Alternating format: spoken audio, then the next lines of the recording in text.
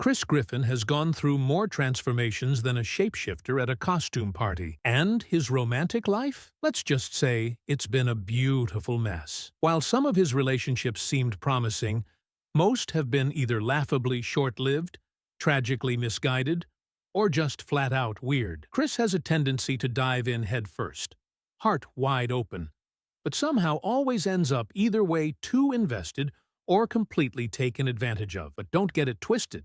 This guy's been busy. Today, we're diving deep into the wild, unfortunate, and bizarre love life of none other than Chris Griffin. Let's rewind the clock to Season 2, where Chris first dipped his awkward teenage toes into the dating pool. The episode, "A Picture's Worth $1,000, wasn't just a title. It was the chaotic beginning of Chris's love misadventures. After a painting he created for Peter somehow caught the eye of a New York art dealer, Chris got thrown into the buzzing world of Manhattan's trendy art scene.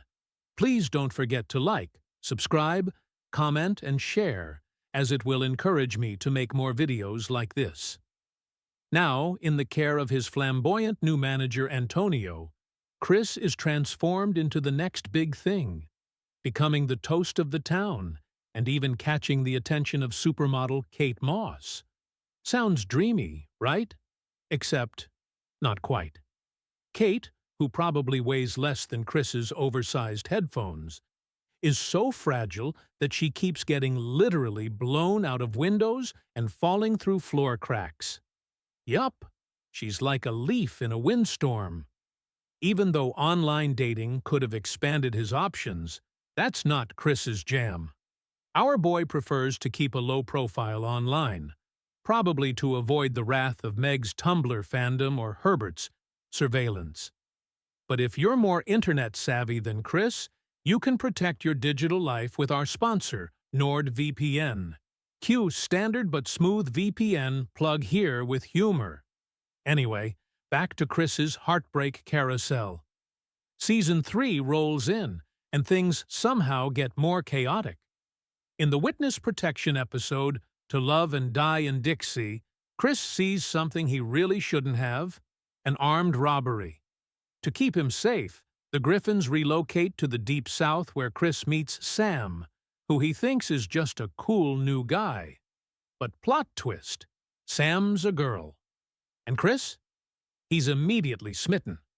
But our lovable dork has a severe case of low self-esteem. Earlier, he literally maces a girl with perfume because he panics. So when Sam reveals her true identity, Chris sprints like he's in a horror movie. Eventually, he gathers the courage to connect with her. But of course, that's when the armed goons show up again. When the dust settles, Sam disappears from his life like a ghost, thanks to Chris's inability to write letters to people who can't read. Classic. Season 4 turns up the heat, both emotionally and disturbingly. Chris falls head over heels for his substitute teacher, Mrs. Lockhart. And let's just say, she's the kind of teacher who belongs in a Lifetime movie. After realizing Chris has a crush, she swings by his house in the middle of the night. Because, why not? She offers him the ultimate trade: run away with her, but only if he murders her husband first. Chris, thankfully, says no. Good call, buddy. She then moves on from teen seduction to teaming up with a literal bear. That's not a metaphor. And then there's Herbert. Oh boy. The infamous Herbert the Pervert enters the chat around this time, and let's just say things get extra creepy. It starts with Herbert harmlessly flirting, but soon he's assigning Chris chores, watching him sleep, and popping up in closets like a Looney Tunes villain. By Season 11, Herbert even uses his niece to get close to Chris. Despite the audience always being in on the joke, Chris stays blissfully unaware. Until Season 17, when he finally gets jealous of Peter getting Herbert's attention. It's disturbing, hilarious, and a defining part of his bizarre dating legacy. Still in Season 4, Chris starts bonding with a classmate named Alyssa. She's into politics. He's into being noticed. When Brian starts a petition to overturn a gay marriage ban, Alyssa sees this as a perfect opportunity to manipulate Chris. She promises a feel-up if he burns the petition. He agrees. Is it moral? Not even close. But it's peak Family Guy absurdity. Jump forward to the future, and we meet Vanessa, Chris's wife, in a flash-forward episode. Yikes. Vanessa makes Lois look like a Care Bear. She's verbally abusive, constantly emasculating Chris, and demands he put his parents in a home. Chris naturally apologizes for everything, and she berates him for even that. True love, huh? Season 6 gives us Anna, a kind-hearted vet receptionist. Chris falls fast, and things go great, until Peter steps in. He basically indoctrinates Chris with his outdated, sexist nonsense, turning him from a sweet boyfriend into a caveman. Shockingly, Anna isn't impressed and dumps him. Go figure. Then comes Connie D'Amico, queen bee of high school. She takes on Chris as a challenge, determined to turn him into a popular kid. Chris couldn't care less. He's just happy someone's paying attention to him. Eventually, Connie starts to genuinely like him. But once again, popularity goes to Chris's head. He becomes a mini quagmire, ditching Connie and everything that made him likable. Another one bites the dust. Later, we meet Ellen, a girl with Down syndrome who Chris develops a crush on. Stewie surprisingly plays wingman and helps Chris ask her out. Their date starts sweet, but Ellen quickly turns demanding, even toxic. Chris reaches his breaking point and ends things, and for once, he is the one who walks away. But it wouldn't be a true Family Guy mess without Meg getting involved. And in Season 9, that involvement gets gross. It's Halloween. Chris and Meg make out in the dark, without realizing they're siblings. Yeah, as horrifying as it sounds, but the worst part? It's not the only time. Later episodes imply they've played doctor, showered together, and even flirted more. Just gonna let that sit there. Season 11 gives us 2 more flings. Sandy, Herbert's niece, and Amanda Barrington.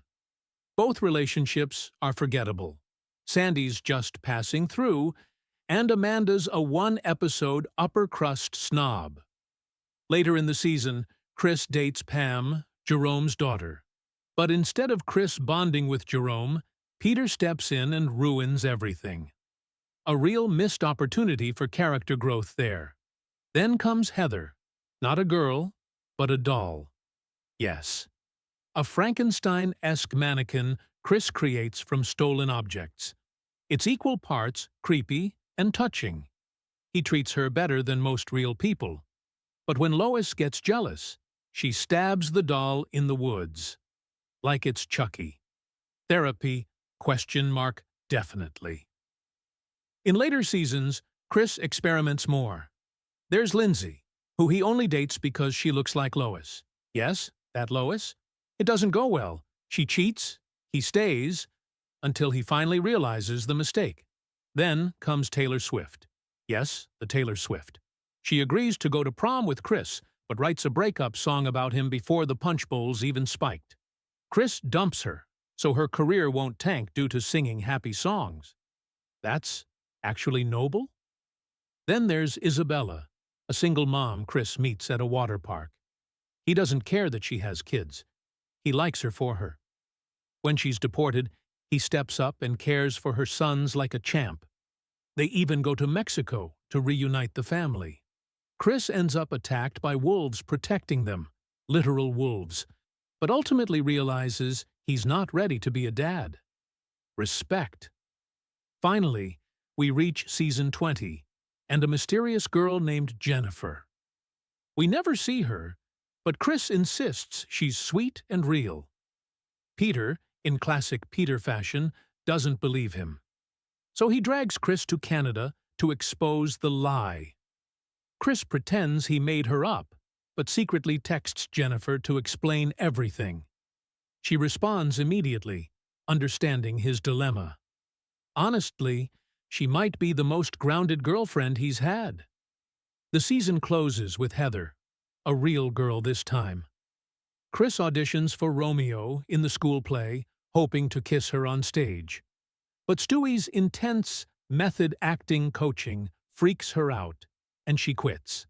Still, Chris's heartfelt performance moves the audience and shows us, underneath the awkwardness, is a guy just trying to love and be loved. So, what's the takeaway from Chris Griffin's ridiculous romantic resume? He's naive, sure, impulsive, definitely.